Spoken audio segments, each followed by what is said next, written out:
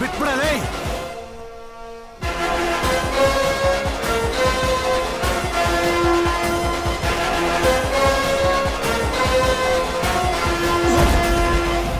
ಜೀವಂತ ಬಿಟ್ಟಿದ್ದೀನಿ, ಇನ್ನೂ ಸಾಯಿಸಿಲ್ಲ. ನನ್ನ ಬರೋ ಹಾಗೆ ಮಾಡ್ಬೇಡ, ಬಂದ್ರೆ ಕೊಚ್ಚಾಕ್ತೀನಿ. ಯಾವ ಬೋಳಿ ಮಗನ ಹೇಳ್ದ ಬರಬೇಡ ಅಂದ್ಬಿಟ್ಟು. ಎಲ್ಲ ನಮ್ಮ ಹುಡುಗರು.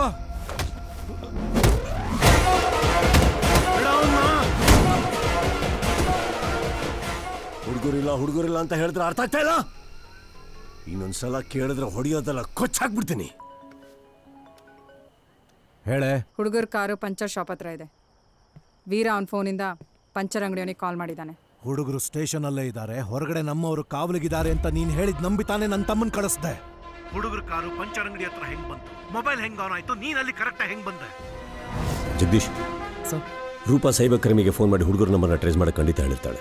ನಿನಗೆ ಕೊಟ್ಟಿರೋ ವೀರನ್ ಫೋನ್ ಅಲ್ಲಿಗೆ ತೊಗೊಂಡೋಗ್ಬಿಟ್ಟು ಆನ್ ಮಾಡಿಕೊಂಡು ಪಂಕ್ಚರ್ ಅಂಗಡಿಯವನಿಗೆ ಫೋನ್ ಮಾಡಿದ್ರೆ ಮೊಬೈಲ್ ಟ್ರೇಸ್ ಆಗುತ್ತೆ, ರೂಪಂಗೆ ಇನ್ಫಾರ್ಮೇಷನ್ ಹೋಗುತ್ತೆ, ಅವಳಲ್ಲಿ ಬಂದೇ ಬರ್ತಾಳೆ. ಅವಳು ಬಂದರೆ ಮಾತ್ರ ನಮಗೆ ಕೆಲಸ ಆಗೋದೇನು? ಏನು ತಪ್ಪ ಕುಡ್ದು ಹೊಡು.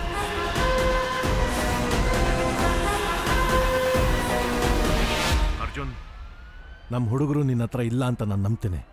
ನನ್ನ ತಮ್ಮನ ಬಿಟ್ಬಿಡು. ನೀನು ಇಟ್ಕೋ ಅಂತ ತಕ್ಷಣ ಇಟ್ಕೊಳ್ಳೋದಕ್ಕೆ, ಬಿಡು ಅಂತ ತಕ್ಷಣ ಬಿಡೋದಕ್ಕೆ ನೀನು ಸಾಕಿರೋ ನಾಯಿಗಳಲ್ಲಿ ಒಬ್ಬ ನಾನಲ್ಲ. ಈಗ ಹೇಳ್ತೀನಿ ಕೇಳು, ನೀನು ಬೇಡ ಅಂದ್ರೂ ನಾನು ಅವ್ರನ್ನ ಹುಡುಕ್ತೀನಿ. ನನಗಿಂತ ಮುಂಚೆ ಅವ್ರನ್ನ ಹುಡುಕ್ಬಿಡು. ಯಾಕಂದ್ರೆ ನನಗೆ ಸಿಗ್ದ ಅಂದ್ರೆ ಆ ಹುಡುಗರ ಜೊತೆ ನಿನ್ನ ತಮ್ಮನ್ನು ಕೊಚ್ಚಾಕ್ಬಿಡ್ತೀನಿ. ಫೋನ್ ದಾಸ್ ಸಾರಲ್ಲಿ ವರ್ದೂನು ಹುಡುಗರ ಕೈಯಲ್ಲಿ ತಗಲಾಕೊಡಿದ್ ನಮ್ಮನ್ನ ಸೇಫ್ ಮಾಡ್ಬಿಟ್ಟು ಸ್ಟೇಷನ್ಗೆ ಹೋಗು ಅಂದ್ರು. ಏನಯ್ಯ ಪ್ಲಾನು?